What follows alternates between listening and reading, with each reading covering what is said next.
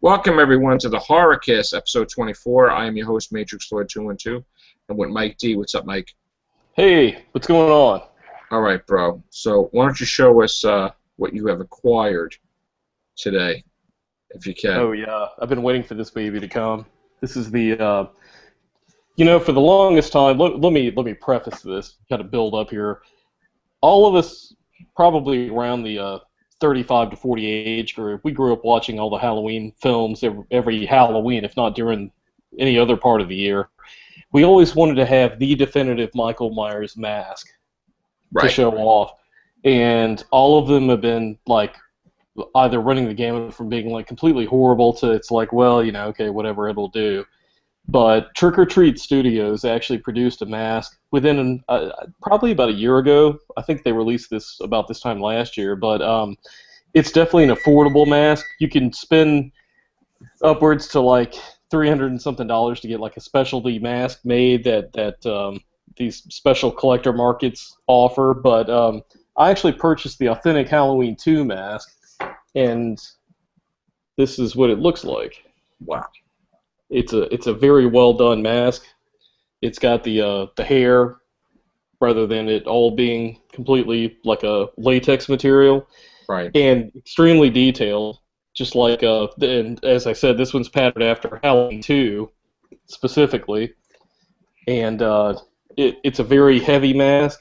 It's a professional grade, like authentic replica. It comes with all the little advertising stuff here and basically telling you it's officially licensed mask, but it looks amazingly detailed. What's the special features that you were talking about when Jamie Lee Curtis like stabbed him? Well, with this again being from Halloween 2, of course in the first Halloween film, Jamie Lee Curtis's character Laurie Strode sticks him in the neck with a knitting needle when she's hiding on one side of the couch, and towards the end of the film, she's kind of looking around, wondering where he's at, and he just pops up over the couch and tries to grab her, and she sticks him in the neck with a needle. And they even have the knitting needle hole here with the blood. But I'm going to try and get it close to the screen. If you look at it, it starts with like a kind of a flesh tone under the chin going down, and then it has a worn look, and they give it a bit of an ashen appearance, which is very authentic to what it looks like. So, I mean, this is a very, very, like, extraordinary mask. I mean, just seeing it in person, especially. I'm thinking it's beautiful, man. I would love to have something like that. It's definitely a display piece for, like, people that are into, like, horror or Halloween, for sure. But, yeah, that mask runs. I think they were offering it originally for around $70-something, and I think you can still get it. I procured mine from a pretty popular, very well-known internet service that offers movies and books and all that kind of stuff. I got it from Amazon, so I got it from a good price there. But I think they retail for like $75.99, but it's definitely worth every bit of that without even thinking about it. I mean, it's just amazingly detailed. Now, do you have that Halloween box that we were talking about the other day with the director's cut of? Not the director's cut. What is it? The producer's cut. Yeah. Producer's cut. Halloween 6, Curse of Michael Myers. We talked about this on a previous cast about the box set that's coming out with all the Halloweens together. Mm-hmm. Is that out yet, or? No, that's going to be out. I want to say, I know for sure it's September, but I believe the exact date was September 23rd. Okay. Because I remember looking that up. Do you know how much that is? It was retailing for something like $130, but they were or maybe even more. But they have it on Amazon, like for pre-order at least, for like $116. So I would say if you go to like a Best Buy, a place like that, they probably have it for a pretty good price if you're interested in picking that up. I wouldn't suggest paying full retail unless you just are dying to have it. Yeah. All right, we got some articles I wanted to go over. And one of the major ones is the Conjuring spin-off, Annabelle, is set to be set for October. Now, let me just read this article coming from darkhorizons.com.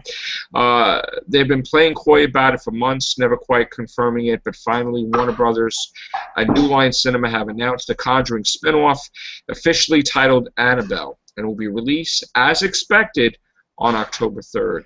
Annabelle Willis, Ward Horton, and Alfred Woodard star in the film, which deals with the haunted doll seen in the opening sequence of The Conjuring. It resides as part of the collection of demonic objects assembled by paranormal investigators Ed and Lorraine Warren. The first film's cinematographer, John Linetti, is directing the spin-off from a script by Gary Guberman. The release pits it against David Fincher's Gone Girl and the Reese Witherspoon-led refugee drama The Good Life. So October 3rd, it's coming out no matter what. Still no word on what yes, still no word about the Conjuring sequel, which has been in legal trouble and canceled. But I'm sure that something will happen where we will finally get Conjuring made phenomenal amount of money. I mean, let me just actually look at the box office numbers for that too, because I'm dying to check that out. And because of that fact, they'll be sure to make sure that another one is made. They're just crossing all the T's, dotting the I's, make sure that everyone's getting their little piece of the pie, because they did make a lot of money. I'm sure they'll work it out. Yeah. Let me just get this. Okay, so the first Conjuring had a $20 million budget, and it made $318 million. Can you imagine what a profit that is? That is phenomenal. Phenomenal. And that goes towards what you and I were talking about on the last horror podcast, which is you can put about anything out as a horror film, and there's relatively few horror films that actually come out around the month of October, really, in the theaters, and people are really dying to go see that. They want to see all. Put out a $20 million budget horror movie, and the movie makes $100 million. You're golden, man. Yeah. Can you imagine popping out a whole bunch of horror movies at $20 million and making $100 million each, or $80 million, or even $70 million? Then you got the DVD, Blu-ray releases. Come on, man. That's the way to go. I mean, I don't know why they don't capitalize on this, but they originally had the next date for the next Conjuring was October 23rd, 2015, but that has been pulled. We don't know what's going to happen with that. So that's it with the Conjuring. I mean, I actually think there's going to be a way. There's got to be a way that can settle the differences legally. Whatever's going on. There's too much money on the table for them to walk away from that. Too much. Yeah. There's no way. There's no way they're letting that go. Another thing is Paranormal Activity 5, which we had the marked ones, which I'll get into that later. It's going to be a Paranormal 6, of course. I think they delayed it, actually. The 5 is delayed, I think, till 2015. So that's a franchise that's continuing every year, with the exception, of now the 5th one. But I think I saw the first 3. I might have missed one of them. I'm okay with them keep making those movies. I mean, why not? I mean, like you and I said, the budget is so low. And, let's even look this up. I'm gonna look up the box office for Paranormal. Well, yeah, look up the box office for the last one they released, Part 5 or whatever it is. Okay, Paranormal Activity, all right, had a budget of $15,000. Yes. Okay. The budget was $15,000. And how many millions? 193 million. Yep. Yeah. That's crazy. So we're in the wrong business. We need to go shoot a horror film. I mean, seriously. Yeah, Paranormal Activity 2 got a big raise with the budget with $3 million, and it made $177 million. Wow. Now, 3 had a budget of $5 million. Ooh, went up there, and did $207 million.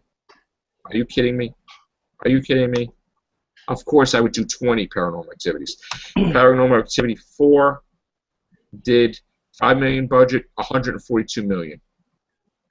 It's crazy.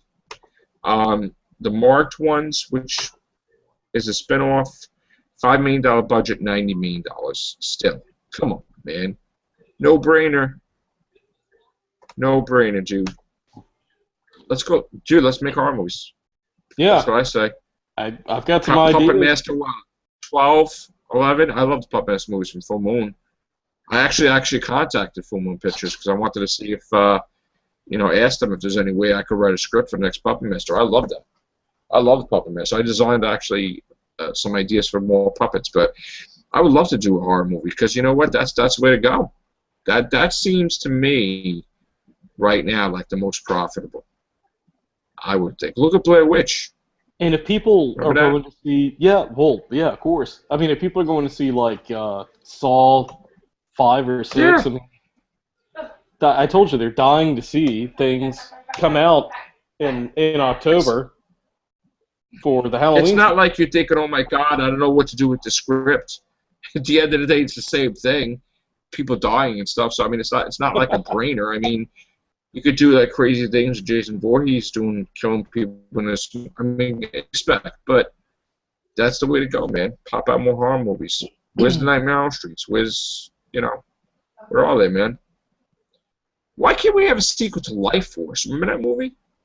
With the vampires from space? That was great. Well, it's funny Patrick you say Stewart that. was in that too. I literally watched that last week for the first time in like 20 years. Oh, love that. I freaking love that movie. That movie could have went so many different directions. Toby Hooper. That could have been everywhere. The director, Toby Hooper, again, we were talking about he's going to be in Austin next week. Get another one of his films. I mean, even the Fright Nights, we were talking about that the other day too. The Fright Night movies. I still have to watch the reboot. The second reboot, I guess, or whatever they call it. I don't know which. Actually, I'm probably going to try to watch that tonight. I don't know. I saw the 2011 reboot. No, it's the one after David Tennant. Yeah. After that. Right. You saw the one after that? No, I haven't seen that. I know the one you're speaking of, but I haven't seen that one. Yeah. I never seen the Lost Boys 2 or 3. I don't still think see those. You're missing much. Yeah, probably not. The original Lost Boys film is like a classic, obviously, but I'm not sure about the other two. From Dusk Till Dawn, it's kind of like that. The first film was awesome. I'm still waiting for Jeepers Creepers 3. I'm still waiting for that. You remember Jeepers Creepers? Oh, I do. Yeah. Yeah. I like how we had what's that? I was just going to say, I like how we had the slasher resurgence in the mid to late 90s, early 2000s. I even like those films because I like the 80s slasher films I grew up watching. Funhouse, My Bloody Valentine, The Burning, The Prowler. Right. Like Black Christmas, all those great. Prom Night. Well, it used to be Silent Night, Deadly Night. Yeah. It used to be, what other ones were there? Before Dawn. Yeah.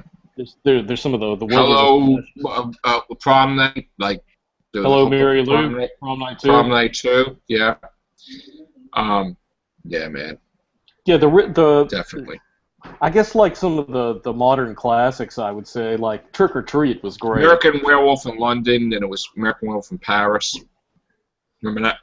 Yeah, the first film I liked. That was another example. Like the first movie, yeah, like Hellraiser. I liked the first two, and then the rest kind of like. Yeah.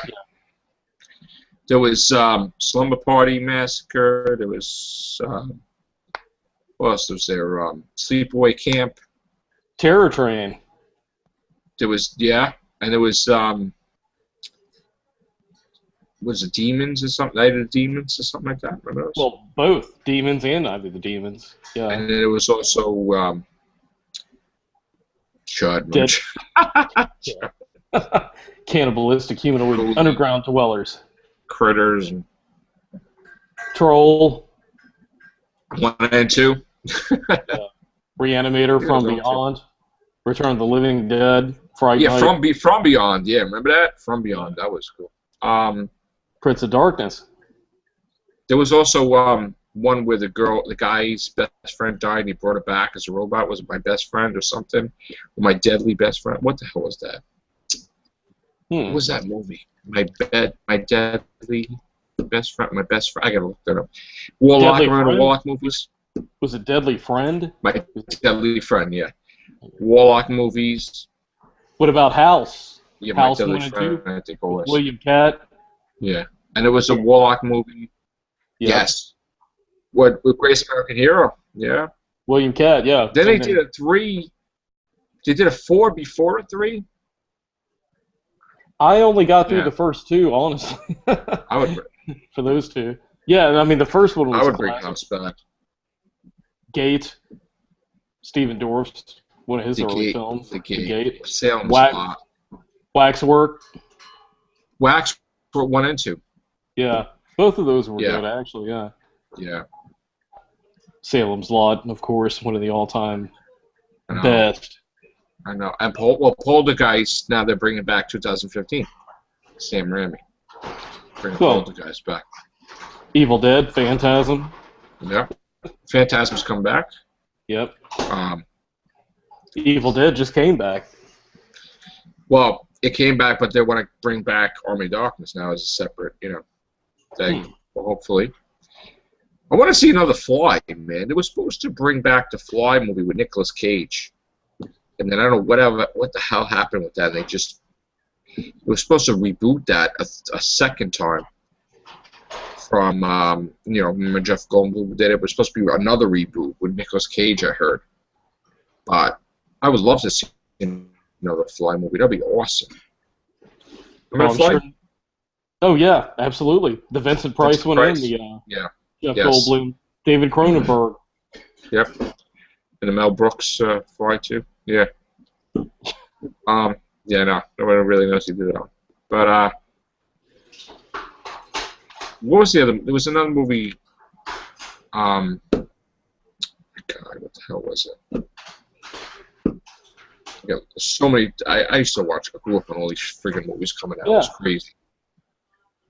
And even Jaws. I mean, where's the Jaws? We know the Jaws movie. You go to the video store and there's all the VHS, and you just grab. There was like Dungeon Master, and it was like, the genie. What the hell was that? The Wishmaster. Yeah. Wishmaster. Yeah, there's a couple of Wishmasters. Yeah, man. We need some horrors. We need to flood the market. This is just pathetic.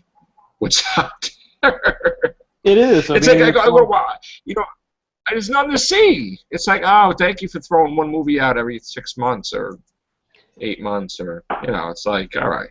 Well, it's like I saw Oculus and the Quiet Ones, and there was nothing then. It's like, come on, man. And now we're gonna have a Deliver Us from Evil, and then The Purge. Okay, but you need more horror. I'm sorry.